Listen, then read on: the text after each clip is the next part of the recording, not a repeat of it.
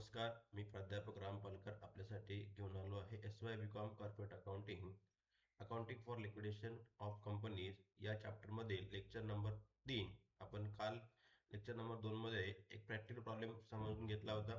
आज आपण पुढचा जो प्रॅक्टिकल प्रॉब्लेम आहे तर तो घेणार आहोत. तत्पूर्वी सर्व विद्यार्थ्यांना विनंती आहे की पूर्वीचे 2 जे व्हिडिओ आहेत ते आपण व्यवस्थित बघायचे आहेत. काही अडचण आहे की व्हिडिओला आवाज थोडासा कमी येतो आहे, पण त्याला पर्याय नाही. आपल्याकडे साधा हेडफोन आहे आणि त्यावर आपण रेकॉर्ड करतो आहे. त्यामुळे सर्व विद्यार्थ्यांनी हेडफोन लावून व्हिडिओ ऐकायचा आहे, म्हणजे आपल्याला व्यवस्थित आवाज येईल. आपण त्याच्यात सुधारणा करण्याचा प्रयत्न करू. म्हणून विद्यार्थ्यांनी लक्षात घ्यायचं आहे की हेडफोन लावल्यावर चांगला आवाज येतो, म्हणून हेडफोन लावून व्हिडिओ बघायचे आहेत. त्याचबरोबर आपलं चॅनल सुद्धा सबस्क्राईब करायचं आहे जे नवीन विद्यार्थी आहेत त्यांनी. आणि आज आपण सुरू करणार आहोत त्या ठिकाणी प्रॅक्टिकल प्रॉब्लेम नंबर 2, म्हणजेच हे चॅप्टर जे काही आहे यामधला प्रॅक्टिकल प्रॉब्लेम 2 आपण आज घेणार आहोत. तर बघा, हा प्रॅक्टिकल प्रॉब्लेम आपण आज घेणार आहोत. काय सांगितलं त्यामध्ये लक्षात घ्यायचं. पहिल्यांदा, the balance sheet of Darobji limited Delhi as on 31 March 2020 was as follows. कुठली कंपनी आहे तर दरोबजी लिमिटेड दिल्ली ही कंपनी आहे. 31 मार्च 2020चं त्यांनी आपली बॅलन्स शीट दिलेलं आहे.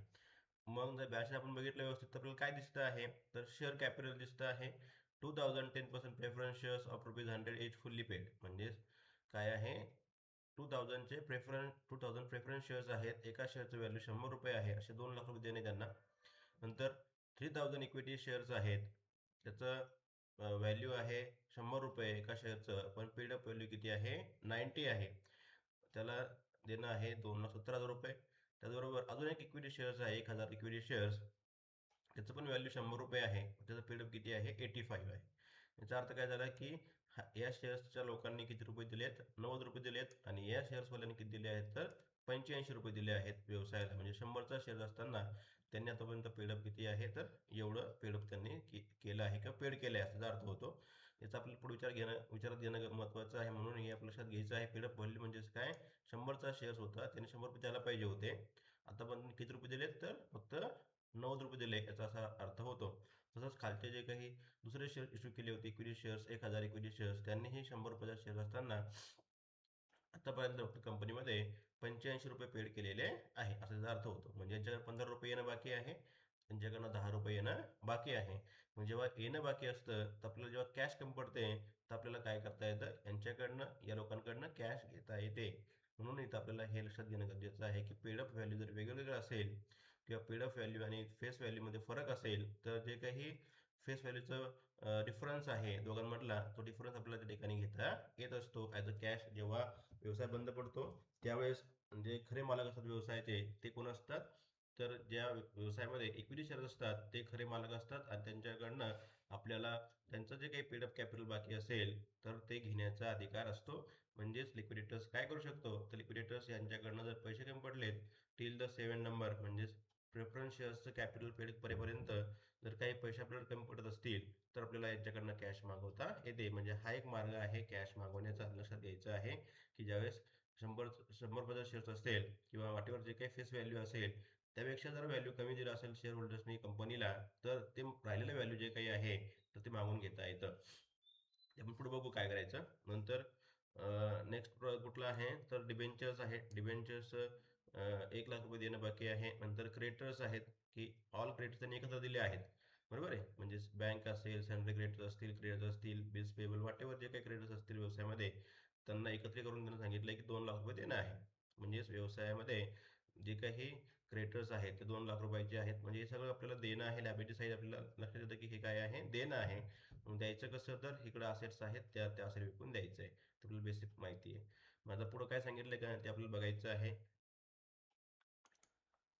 तर the company went into the voluntary liquidation as on the above date. The preference shares dividend was in arrears for 2 years, and as per the article it was to be paid before returning the equity share capital. आपल्याला माहिती होतं, सांगायची गरज नव्हती की सांगितलंय की company जी काही आहे व्हॉलेंटरी लिक्विडेशन झालं आहे, प्रेफरन्स शेअर्सचं डिव्हिडन्स जे काही आहे लास्ट 2 इयर्सचं एरियर्स आहे आणि आर्टिकलनुसार आपल्याला ते अगोदर काय करायचं, पेड करायचं आहे before the equity share capital. आपल्याला माहिती होतं की इक्विटी शेअर कॅपिटल पेड करण्याच्या अगोदर आपल्याला प्रेफरन्स शेअर्स पेड करायचे आहेत. त्याचं जे काही आउटस्टँडिंग आहे सगळं द्यायचं आहे. डिव्हिडंड असेल तर डिव्हिडंड पण. ठीक आहे. मग त्यानं सांगितलं की लास्ट 2 इयर्सचं डिव्हिडंड बाकी देणं थकबाकी आहे, तो आपण द्यायचा आहे. ठीक आहे. नंतर नेक्स्ट काय म्हटलंय,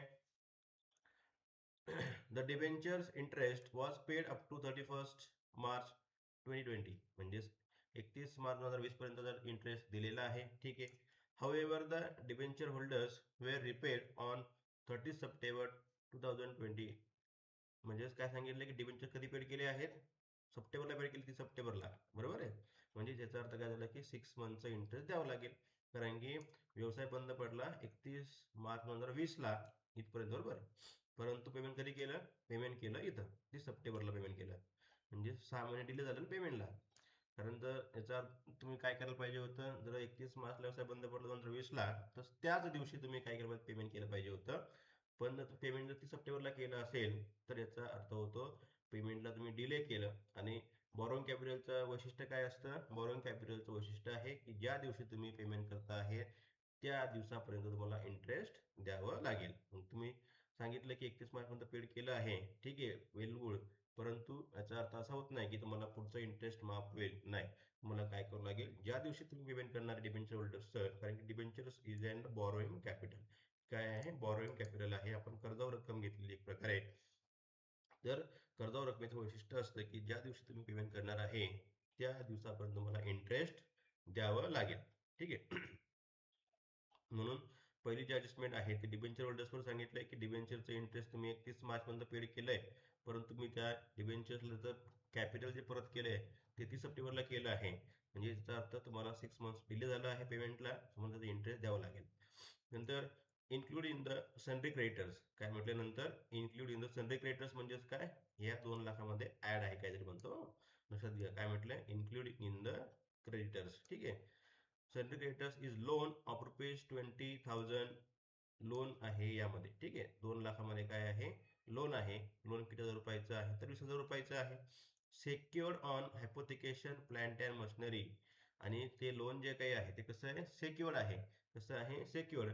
पण कशावर सेक्युअर्ड आहे, तर प्लांट अँड मशिनरी जी काही आहे व्यवसायाची, या या असेटवरती ते लोन कसं आहे, सेक्युअर्ड आहे.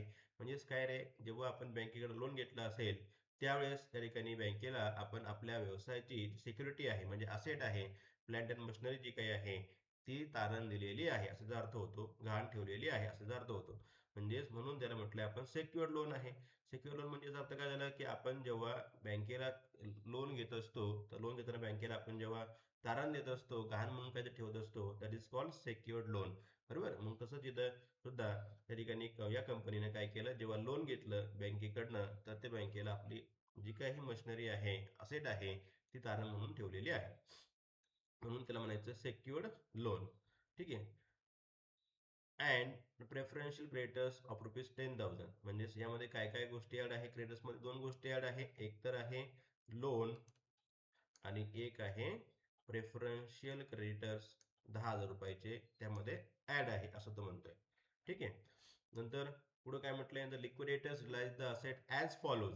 मग जो लिक्विडेटर्स आहे त्याने खालीलप्रमाणे काय केलं आहे, तर असेट रिलाइज केले आहेत, म्हणजेच असेट विकलेले आहेत.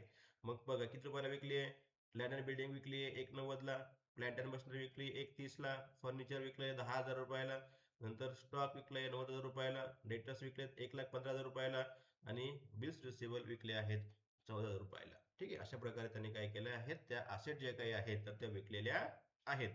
कोणी विकलेले आहेत, तर जो लिक्विडेटर्स अपॉइंट करतो, आपण बघितलंय फर्स्ट लेक्चरला त्याचं काय आहे, किंवा लिक्विडेटर्स म्हणजे कोण, तर हे सगळं करायला एक व्यक्ती आपण करतो त्याला काय म्हणतो आपण, लिक्विडेटर्स. तर हा जो काही लिक्विडेटर्स आहे या लिक्विडेटर्सने काय केलं आहे, तर असेट ज्या काही आहेत त्या विकलेल्या आहेत खालीलप्रमाणे. नंतर खाली काय म्हटलंय, legal charges on liquidation 2,000 rupees. म्हणजेच लिगल एक्सपेन्स 2,000 रुपयाचा पेड केलाय. And liquidation expense ₹1,300. म्हणजेच कॉस्ट ऑफ लिक्विडेशन पण दिलं आहे 1,300 रुपयाचं. नंतर the liquidator's remuneration was fix ₹500 plus 2.5% amount on realise by him. आणि रिम्युनरेशन सांगितलंय लिक्विडेटरचं किती सांगितलंय, तर फर्स्ट सांगितलंय फिक्स आहे. 500 रुपये कसं आहे, फिक्स आहे, आणि प्लस अजून त्याला मिळणार आहे 2.5% on the amount realise by him, म्हणजे त्यानं जेवढे रुपये असेट विकलेले आहेत तेवढ्या रुपयावर त्याला अजून काय मिळणार आहे, 2.5% अजून त्याला रिम्युनरेशन मिळणार आहे. प्लस अजून तिसरं मिळणार आहे plus 2% on amount distributed to unsecured creditors including preferential creditors. अजून 2% कशावर मिळणार आहे, की जे अनसेक्युर्ड क्रेडिटर्स असतील, या क्रेडिटर्स मध्ये जे अनसेक्युर्ड आहे इन्क्लुडिंग प्रेफरन्शियल क्रेडिटर्स 10,000 रुपयाचे, त्यावर सुद्धा त्याला काय मिळणार आहे, 2% रक्कम मिळणार आहे, असं असं तो म्हणतोय.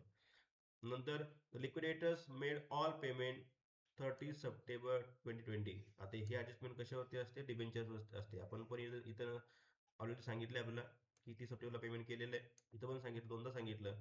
इथं जर सांगितलं नसतं तरी आपण काय केलं असतं, ही ऍडजस्टमेंट ऍज अ डिबेंचरवर आहे म्हणून कन्सिडर केलेलं असतं. ठीक आहे, पण इथं दोनदा सांगितलंय म्हणून आपल्याला काही अडचण नाहीये.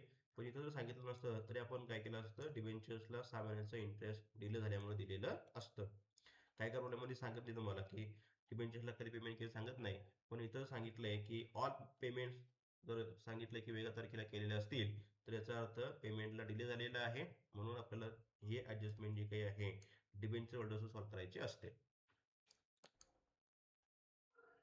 Prepare the liquidators finance statement of account. आपण काय सांगितलं की लिक्विडेटर्सचं फायनान्शियल स्टेटमेंट अकाउंट्स जे आहे तयार करा. फॉर्मॅट तुम्हाला सगळ्यांना माहिती आहे. Liquidators financial statement accounts of the winding up of Darabji Limited, Delhi in the voluntary liquidation. Liquidated कधी झालं, 31 मार्च 2020. ठीक आहे, तारीख लिहिली. नंतर दोन साईड आहे, रिसिप्ट अँड पेमेंट. इथं लिहायचं एस्टिमेटेड व्हॅल्यू, इथं लिहायचं व्हॅल्यू रिलाइज. पेमेंट रुपीज इथं आपल्याला माहिती काय लिहायचं, बुक व्हॅल्यू लिहायचं. बॅलन्स शीट मधलं इथं जेवढे रुपये असेट विकली तेवढे रुपयाची असेट्सचं व्हॅल्यू लिहायचं. मग आता फर्स्ट काय घेतो आपण, की आपल्याकडे काही कॅश बॅलन्स शिल्लक आहे का ते बघायचं वाटायला. मग कुठं असतं ते असतं असेट साईडला. मी दिले बघा, कॅश इन हँड ₹5,000. मग पहिलं घ्यायचं to cash balance in hand. पण बघा, तर बुक व्हॅल्यू पण तेवढंच येईल आणि रिलायन्स व्हॅल्यू पण तेवढंच येईल, कॅश फरक पडत नसतो. ठीक आहे. नंतर to cash realise on sales of asset. आपल्याला दुसरी कॅश कशी मिळते, तर रिलायज ऑन असेट्स, म्हणजे जे आपण असेट रिलायज केलेत किंवा सेल्स केले आहेत त्यावर आपल्याला काय मिळतं, रक्कम मिळते. मग बघा आता काय काय विकलंय लिक्विडेटर्सने ते बघायचं आहे. मग कुठे दिसतंय बघा, the liquidators realise asset as follows. मग पहिलं काय विकलं आहे, लँड अँड बिल्डिंग विकली आहे. मग त्याचं व्हॅल्यू घ्यायचं आहे, कितीला विकली, 190ला विकली. कितीला होती ती पहिल्यांदा बघायचं, तर ती आहे 2 लाख रुपयाला, ती विकली 190ला. बरोबर आहे. मग बघा इथं लँड अँड बिल्डिंग, तिचं बुक व्हॅल्यू लिहायचं या कॉलम मध्ये, पहिल्या 2 लाखाची होती ती विकली 190ला विकली, म्हणून इथं रिलायन्स व्हॅल्यू किती, 190. तसंच आता नेक्स्ट बघायचं, कुठली कुठली त्या ठिकाणी असेट विकलेली आहे, तर आपल्याला दिसतं आहे की नेक्स्ट असेट विकली आहे प्लांट अँड मशिनरी, परंतु आता ही घ्यायची नाहीये. काय जर ऍडजस्टमेंट आहे, ऍडजस्टमेंट काय आहे की हे लोनसाठी आपण काय केलं आहे, त्या ठिकाणी आपण हायपोथिकेशनला दिलेली आहे, म्हणजेच मॉर्गेज आहे, म्हणजे बँकेकडे आहे. जेव्हा एखादी असेट बँकेकडे असेल किंवा दुसऱ्या कोणाकडे तरी असेल तर ती शेवटी बघायचं त्याचं काय झालंय. म्हणून आता स्किप करायचं, प्लांट अँड मशिनरी आता घ्यायची नाहीये, आपण नंतर बघू काय झालं तर शेवटी. नंतर मग पुढची घ्यायची आहे फर्निचर. फर्निचर कितीला होतं, कितीला विकलं हे त्या ठिकाणी लिहायचं आहे. मग बघा, फर्निचर 20,000चं होतं, 10,000ला विकलं. तसंच स्टॉक, डेटर्स, बिल्स रिसेबल जे वरती आपण बघितलं, सगळे जे काही विकलेले आहेत ते आपण काय करायचं, इथं त्याची व्हॅल्यूज लिहून घ्यायची आहे. मग बघा, स्टॉक विकला 90ला, डेटर्स विकले 115ला, बिल्स रिसेबल 14ला, त्याचं बुक व्हॅल्यू आपण बॅलन्स शीटला इथं वळून ठिकाणी घेतलं. ठीक आहे, अशा प्रकारे असेट विकलेले आहेत. आता पुढे काय झालं आहे की एक असेट आपण इथं घेतली नाही, कारण की ती असेट बँकेकडे तारण होती. मग तिचं काय करायचं, तर अशा वेळेस इथं लिहायचं बघा, टू सरप्लस फ्रॉम सेक्युरिटीज. म्हणजेच आपण जी बँकेला तारण दिलेली असेट आहे, सिक्युरिटी आहे, त्यात काय सरप्लस आलेला आहे, किती अमाऊंट सरप्लस येईल ते दाखवायचं असतं. म्हणून याला लिहायचं टू सरप्लस फ्रॉम सिक्युरिटीज. म्हणजेच काय, जेव्हा जेव्हा एखादी असेट तारण म्हणून आपण ठेवलेली असेल बँकेकडे, तर ती असेट्स आपण शेवटी घ्यायची आहे. सगळ्या असेटचं व्हॅल्यू दिल्यानंतर मग शेवटी दाखवायचं किती सरप्लस आलेला आहे.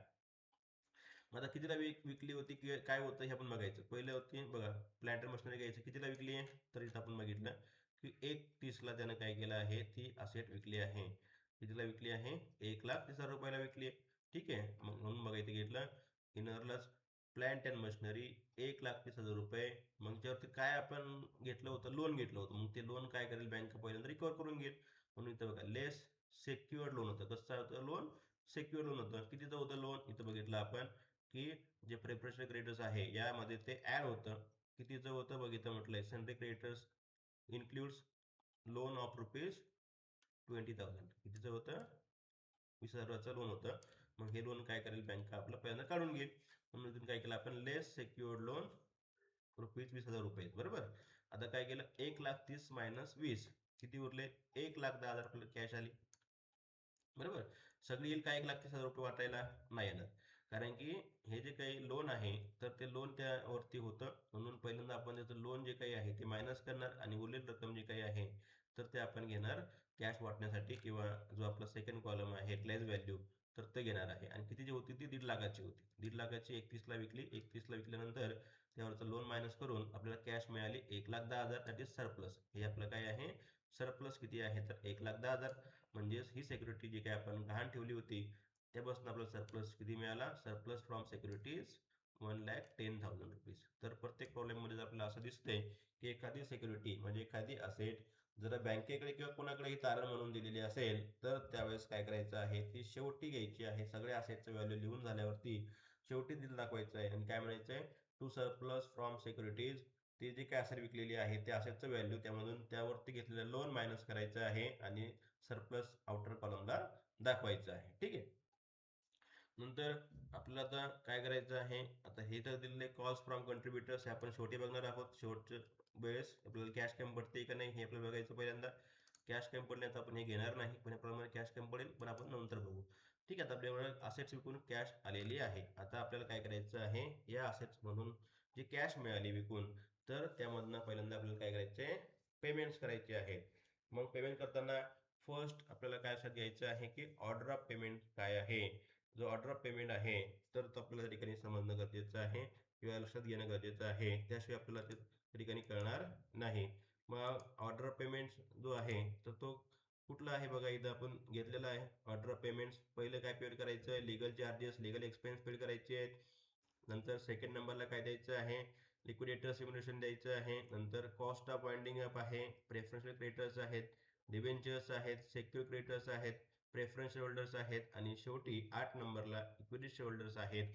याच सिक्वेन्सनं काय करायचं आपल्याला पेमेंट करायचे आहेत लक्षात घ्यायचं आहे. म्हणून हे हा जो काही चार्ट आहे किंवा हे जर 8 मुद्दे आहेत तुम्हाला काय करायचे पेमेंट साईडला ॲज इट इज घ्यायचे आहेत किंवा याच सिक्वेन्स तुम्हाला काय करायचे पेमेंट्स करायचे आहेत. मग बघा फर्स्ट काय घ्यायचं आपल्याला लिगल चार्जेस मग प्रॉब्लेम मध्ये आहे का लिगल चार्जेस तर आहेत बाय म्हणून इथे घेतलं आपण बाय लिगल चार्जेस किती आहेत बघा प्रॉब्लेम मध्ये सांगितलंय legal charges on liquidation 2,000 rupees ठीक आहे सर्वांना दिसलेत. मग काय करायचं इथे घ्यायचं बघा बाय लिगल चार्जेस 2,000 रुपये झालं. नंतर 2 नंबरचं काय सिक्वेन्स आहे आपण आता बघितला तर 2 नंबरला पे करायचं आहे लिक्विडेटर्स रिम्युनरेशन मग इथे घेतलं बघा बाय लिक्विडेटर्स रिम्युनरेशन. आता हे जेव्हा आपण घेतो तर हे याची ऍडजस्टमेंट काळजीपूर्वक वाचणं गरजेचं आहे कारण की त्यामध्ये काय सांगितलं आहे हे आपल्याला लक्षात येईल. मग जे सांगितले ते आपण काय करायचं तर लिहित जायचं. मग बघा कुठे इथं दिलंय बघा द लिक्विडेटर्स रिम्युनरेशन आपण सगळ्यांना वॉज फिक्स ₹500 पहिलं काय आहे फिक्स आहे म्हणून इथे घेतलं बघा 1 नंबर लिहिला फिक्स ₹500 इनरला घ्यायचं. नंतर पुढे काय म्हटलंय plus 2.5% on amount realise by him काय म्हटलंय की त्यानं जेवढे रुपये असेट्स विकलेले आहेत तेवढ्या रुपयावर त्याला काय करायचे 2.5% रक्कम द्यायचे. मग बघा काय काय विकलं इथं बघा दिलंय liquidators realise asset as follows खालीलप्रमाणे जर असेट विकलेले आहेत मग याची बेरीज करायची 190 130 10,000 90,000 डेटर्स 1.15 आणि बेसिस 7 14,000 रुपयाचे विकलेले आहेत. या सगळ्यांची काय करायची बेरीज करायची. मग बेरीज जे येईल बघा इथं दिलंय दॅट इज 2.5% ऑन 5,49,000 एवढे रुपये त्यानं काय केल्यात असेट विकलेले आहेत. या सगळ्यांची बेरीज जर आपण केली तर ती एवढी येईल. तुम्ही करून बघा व्हिडिओ पॉज करा आणि करून बघा किती बेरीज येईल तर बेरीज येईल 5,49,000 रुपये आणि मग त्याने काय केलं आहे हिच्यावर त्याला 2.5% घेतलेत. मग किती घेतलेत तर 13,725 रुपये घेतले 2% ठीक आहे झालं दुसऱ्या नंबरचं. मग पुढं काय म्हटलंय बघायचं इथपर्यंत आपण आलो ठीक आहे. आता प्लस अजून प्लस मध्ये सांगितलंय की डबल तिसऱ्या नंबरला पण सांगितलंय काय सांगितलंय amount distributed to unsecured creditors including preferential creditors. काय करायचं आपल्याला, त्याला 2% अजून द्यायचं आहे. पण कशावर द्यायचं आहे, हे जे अनसेक्युर्ड क्रेडिटर्स आहेत ते पण, आणि इन्क्लुडिंग प्रेफरन्शियल क्रेडिटर्स किती आहेत ते पण. मग आपल्याला पहिल्यांदा काय करावं लागेल की प्रेफरन्शियल किती आहे आणि अनसेक्युर्ड किती आहे हे काढावं लागेल. ठीक आहे.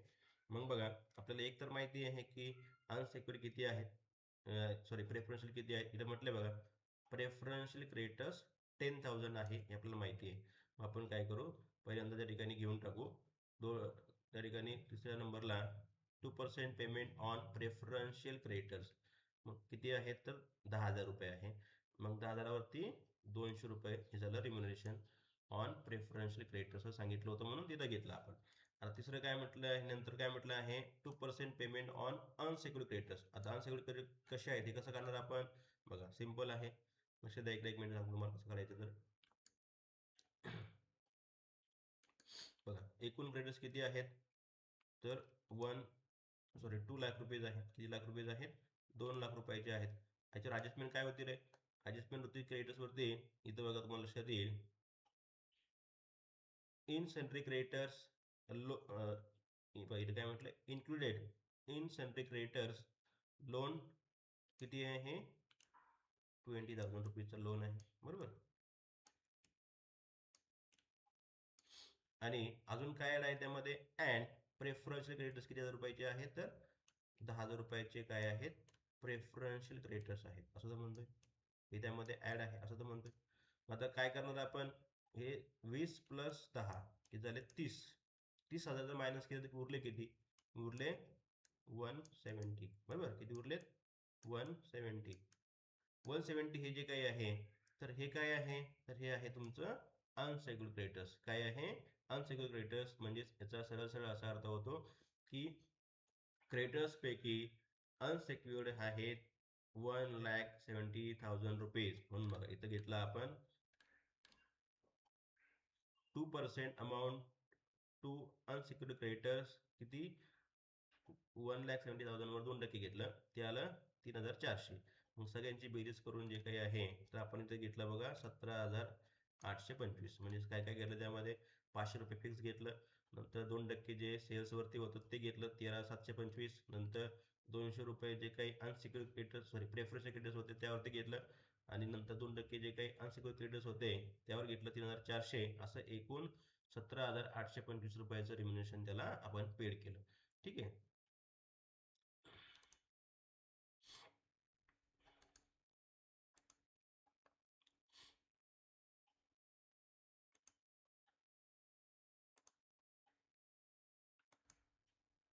तर नेक्स्ट जो काही सिक्वेन्स आपल्याकडे आहे तो काय असतो, बाय कॉस्ट ऑफ लिक्विडेशन. मग आहे का कॉस्ट ऑफ लिक्विडेशन, आता असं शब्दशः अर्थमध्ये दिसेल का प्रॉब्लेम मध्ये नाही, थोडंसं वेगळं दिलेलं असेल ते आपण समजून घ्यायचं की लिक्विडेशनची कॉस्ट किती आहे.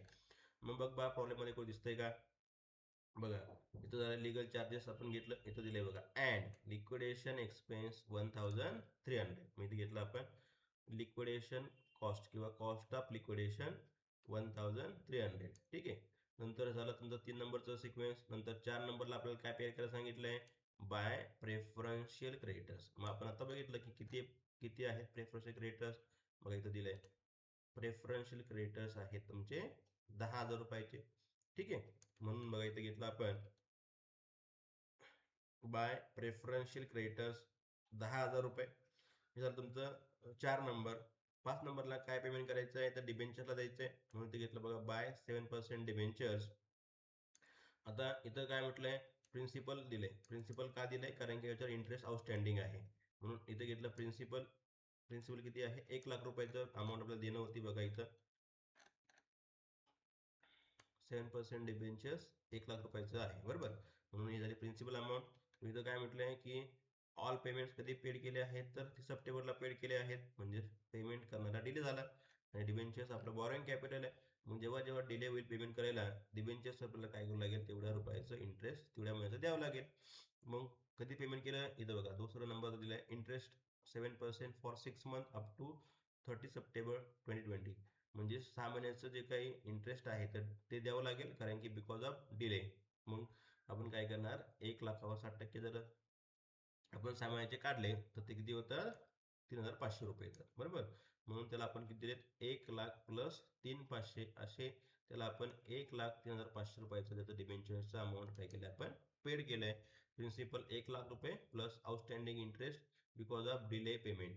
बरोबर आहे, कारण की तुमचा व्यवसाय बंद पडला 31 मार्च 20ला आणि तुम्ही जर पेमेंट जर करत असाल 30 सप्टेंबरला, तर याचा सरळ सरळ असा अर्थ होतो की तुमच्याकडनं पेमेंट वेळेवर दिलं गेलेलं नाही, म्हणून तुम्हाला त्याचं काही डिले झाला असेल त्याचा इंटरेस्ट तेवढ्या महिन्याचा द्यावं लागेल. मग मार्च ते सप्टेंबर 6 मंथ होतात, तर या 6 मंथचा आपण त्याला इंटरेस्ट जे काही आहे तर ते दिलेलं आहे. नंतर डिबेंचर नंतर आपल्याला पे करायचं आहे बाय अनसेक्युर्ड क्रेडिटर्स. बघा सिक्वेन्स लक्षात घ्यायचा आहे. हा जो काही सिक्वेन्स आपण बघितला बघा, आता डिबेंचर झालं, नंतर पुढे काय आहे, अनसेक्युर्ड क्रेडिटर्स आहे. ठीक आहे, म्हणून हा जो काही सिक्वेन्स सगळ्यांनी पाठ करायचा आहे. मग किती आहेत अनसेक्युर्ड क्रेडिटर्स आता काढले आपण. एकूण क्रेडिटर्स किती होते, 2,00,000 रुपयाचे होते. बरोबर, किती जे होते, 2,00,000 रुपयाचे होते. या 2,00,000मध्ये काय काय होतं, 24,000चं लोन होतं आणि त्यानंतर 10,000चे काय आहे, प्रेफरन्शियल क्रेडिटर्स आहे. इथं बघितलं आपण की included in the sundry creditors loan of ₹20,000 secure and hypothecation pattern machinery and preferential creditors. म्हणजेच दोन गोष्टी या जे क्रेडिटर्स आहेत त्यामध्ये ऍड आहेत. एक आहे सेक्युअर्ड लोन, बरोबर आहे, मग ते मायनस केलं आपण, आणि एक आहे प्रेफरन्शियल क्रेडिटर्स. दोन्ही मायनस केल्यावरती उरलेली जी काय अमाऊंट आहे ही काय होईल, मग आपली प्युअरली जी अनसेक्युअर्ड क्रेडिटर्स आहे तर ती असणार आहे. बरोबर आहे, या क्रेडिटर्समध्ये 20,000चं सेक्युअर लोन होतं म्हणून त्याला आपल्याला अनसेक्युअर्ड म्हणता येणार आहे का, मग ते मायनस केलं आपण. आणि 10,000चं प्रेफरन्शियल होतं तेही मायनस केलं. मग मायनस केल्यावर दोन्ही अमाऊंट ह्या उरलेली जी रक्कम असेल तर ती आहे आपली अनसेक्युर्ड क्रेडिटर्स. म्हणून बघा इथे घेतलं आपण बाय अनसेक्युर्ड क्रेडिटर्स 1,70,000 रुपीज पेमेंट केला. ठीक आहे, हे झालं. आता 7 नंबरला काय पे करायचं आहे, बाय प्रेफरन्स शेअर होल्डर्स. म्हणून इथे घेतलं आपण बाय प्रेफरन्स शेअर होल्डर्स. बघा इथं 7 नंबरला प्रेफरन्स शेअर होल्डर्स. मग जर ऍडजस्टमेंट काय पर्यंत बघायचं, पहिलीच बघा आपल्याला वरती सांगितलं होतं, काय सांगितलं होतं की एरियर्स आहे लास्ट 2 इयर्सचं, म्हणजे थक बाकी आहे. काय सांगितलंय, प्रेफरन्स शेअर्सला लास्ट 2 इयर्सचं डिव्हिडंड दिलेला नाही, मग तो पहिल्यांदा द्यायचा आहे. म्हणून बघितलं आपण घेतलं arrears of dividend at 10% for 2 years. मग किती लाख रुपयाचं किती लाख रुपयाचं डिव्हिडंड, 2 लाखावर द्यायचं आहे 10%. 2 लाखावर आपण 10% काढलं, एका वर्षात झाला 20,000 रुपये आला, तर 2 वर्षात किती झाला, 40,000 रुपये झाला. बरोबर, मध्ये घेतलं आपण 40,000 रुपये. त्याचं कॅपिटल किती देणं होतं बघा, प्रेफरन्स शेअर कॅपिटल किती आहे, तर 2,00,000 रुपयाचं आहे. मग 2,00,000 रुपये पण त्याला आपल्याला द्यायचं आहे, प्लस त्याचं डिव्हिडंड पण द्यायचं आहे. म्हणून बघा इथे घेतलं आपण प्रेफरन्शियल कॅपिटल 2,00,000, मग 2,40,000 हे आपण त्याचं काय केलं आहे, पेमेंट केलेलं आहे. ठीक आहे, आता पेमेंट केलंय, परंतु काय घडलंय माहितीये का, की इथं जे काही पेमेंट जेव्हा आपण करताना कॅश कमी पडली, आपल्याला 2,40,000 नव्हते. मग अशा वेळेस काय करायचं, आपल्याला एक कॅश मिळवण्याचा मार्ग असतो, तर तो कुठला आहे, त्यानंतर आपण टू कॉल्स फ्रॉम कंट्रीब्युटर्स आपण म्हटलं शेवटी बघू हे. मग आता हे आपल्याला बघायचं आहे. मग आता आपल्याला पहिल्यांदा काय बघायचं की या प्रेफरन्स होल्डर्सला किती कॅश कमी पडली द्यायला. मग ते कसं करणार आपण, मग ते करणार आपण, ही जी काय आपल्याकडे आलेली कॅश होती याची बेरीज करणार, म्हणजेच इथपर्यंत बेरीज करणार आपण, आणि त्यातनं काय करणार, हे जे काही पेमेंट्स आहेत तर हे मायनस करणार आहोत, आणि आपल्याला कळेल की किती कॅश आपल्याला कमी पडलेली आहे.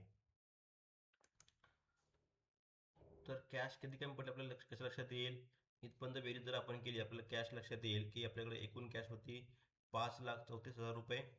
आता आपल्याला यातून आपण जर मायनस केलं 5,44,625, आपल्याला दिसून येईल की 10,625 रुपयाचं शॉर्ट आहे, म्हणजे एवढं रुपये कॅश कमी पडते.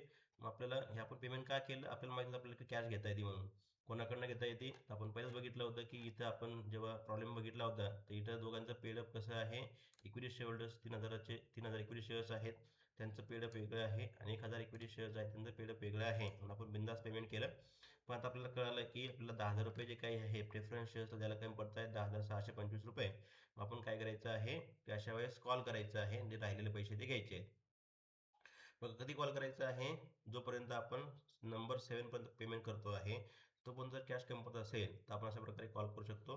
पण 8व्या नंबरला जर कॅश कमी पडली तर कॉल करायचं नाही, कारण त्याच्याकडनं पैसे घ्यायचे परत द्यायचे, याला काय अर्थ आहे का, नाही. कारण की 8 नंबरला कोणाला द्यायचे असतात, 8 नंबरला आपल्याला द्यायचं आहे बाय इक्विटी शेअर होल्डर्स, म्हणून त्यांच्याकडनंच पैसे घ्यायचे परत करायचे, असं करायचं नाही.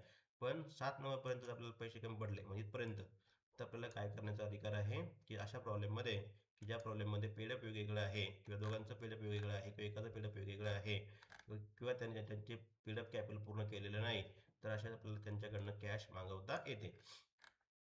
मग तिथे एक असतात आपण सरळ सरळ एकाकडनं घेतले असते 10,625. पण इथं काय झालं की दोन वेळेस इक्विटी शेअर्स इश्यू केले आहेत. 3,000 एकदा केलेत आणि इथे 1,000 केलेत. मग दोघांकडनं घ्यावं लागेल. मग अशा वेळेस काय बघायचं दोघांचं पेडअप किती आहे. मग आपण जर बघितलं दोघांचं पेडअप किती आहे, तर आपल्या लक्षात येईल काय लक्षात येईल की पहिले जे 3,000 इक्विटी शेअर्स आहेत यांनी किती रुपये दिले आहेत, तर 90 रुपये दिलेत. बरोबर, किती दिले आहेत, 90 दिले आहेत. आणि हे जे काही 1,000 इक्विटी शेअर होल्डर्स आहेत यांनी किती दिलेत, 85 दिलेत. 85 दिलेत. बरोबर आहे. मग काहीतरी गडबड आहे का नाही, काहीतरी चुकीचं आहे. काय चुकीचं आहे की हे जे काही 1,000 आहेत यांनीही त्याच कंपनीचे शेअर घेतलेत, यांनी पण त्याच कंपनीचे शेअर घेतलेत, पण दोघांनी पेडअप कसं दिलंय, वेगवेगळं दिलंय. हे चुकीचं आहे. मग पहिल्यांदा काय दोघांना इक्वल करायचं. मग दोघं इक्वल कसे होतील, जेव्हा हे 85 वाले 5 रुपये देतील ना, प्लस 5 रुपये देतील, तेव्हा दोघं इक्वल होतील. मग म्हणून यांच्याकडनं 5 रुपये घ्यायचे पहिल्यांदा. ज्यांनी कमी दिलेत त्यांच्याकडनं काय करायचे आहेत, पहिल्यांदा 5 रुपये घ्यायचे. मग आपण काय केलं, 1,000 लोकांकडनं काय घेतलंय, 5 रुपये घेतलेत. मग इंटू 5 हे जर आपण केलं किती होईल रे, ते येईल 5,000 रुपये येईल. बरोबर, किती येईल, 5,000 रुपये येईल. बरोबर. मग बघा आपल्याला 10,000तले 5,000 मिळालेत. आता किती उरलेत, तर आता आपल्याला आवश्यक आहे, आपण जर बेरीज या ठिकाणी केली तर आपल्या लक्षात येईल की आपल्याला आता आवश्यक आहे 5,625. बरोबर. आता आपल्याला एवढी रक्कम आवश्यक आहे. अजून 5,000 आपल्याला मिळालेत पहिले. आता हे 5,625 कोणाकडनं घ्यायचे, आता हे घ्यायचे दोघांकडनं. कारण दोघांकडनं काय घ्यायचंय, कारण आता दोघांचं पेड किती झालंय, 90 झालंय. बरोबर. तर बघा यानं पण 90 दिली, आता यानं पण 90 दिले. बरोबर आहे. मग आता आपल्याला भेदभाव करता येणार नाही, एकाकडनं घेता येणार आहे का, आता नाही, आता दोघांकडनं घ्यायचे. मग आता काय करायचं, 3,000 या लोकांकडनं पण घ्यायचे, 1,000 लोकांकडनं पण घ्यायचे. म्हणून 3,000 प्लस 1,000 किती झाले, 4,000. मग याला काय करायचं, 4,000 डिवाइड करायचं. म्हणून बघा इथं भागिले 4,000. मग आता जर आपण केलं तर किती येईल ते बघा. हे जर केलं आपण किती येतं, ते येतं 1.406. किती येतं, 406. म्हणजेच 1 रुपया 406 पैसे. ठीक आहे. एवढं अजून त्यांना घेणं आहे प्रत्येक शेअर होल्डर्सकडनं.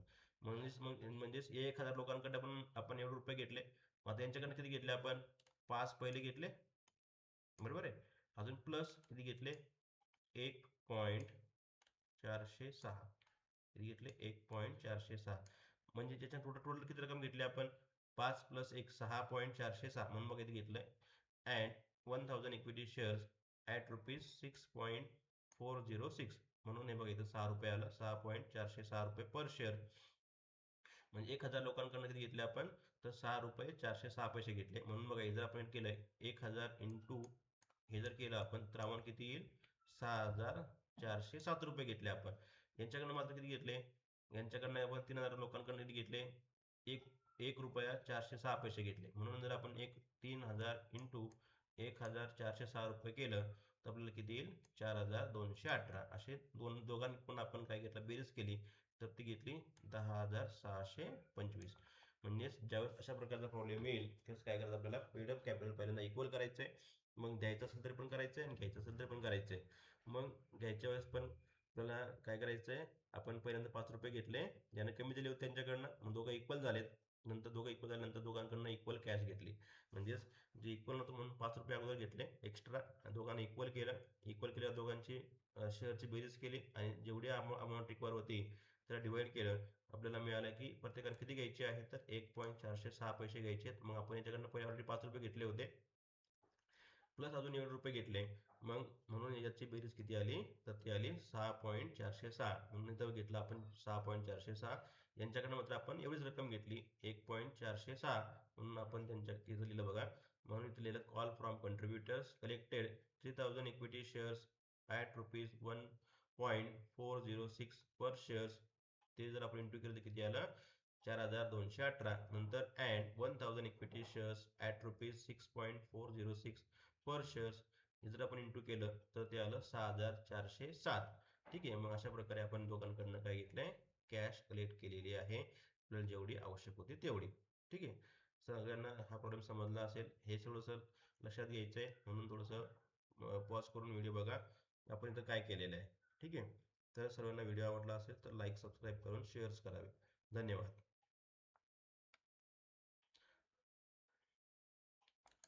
मग आपण 8 नंबरला काही दिलं नाही. 8 नंबरला द्यायचं काय कारण आहे का? आपल्याला कॅश आहे का शिल्लक आता?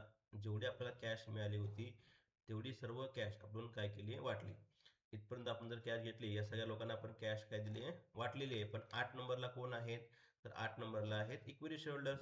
आता त्यांना कॅश द्यायची गरज नाहीये का? त्यांच्याकडे कॅश शिल्लक नाहीये लिक्विडेटर्सकडे.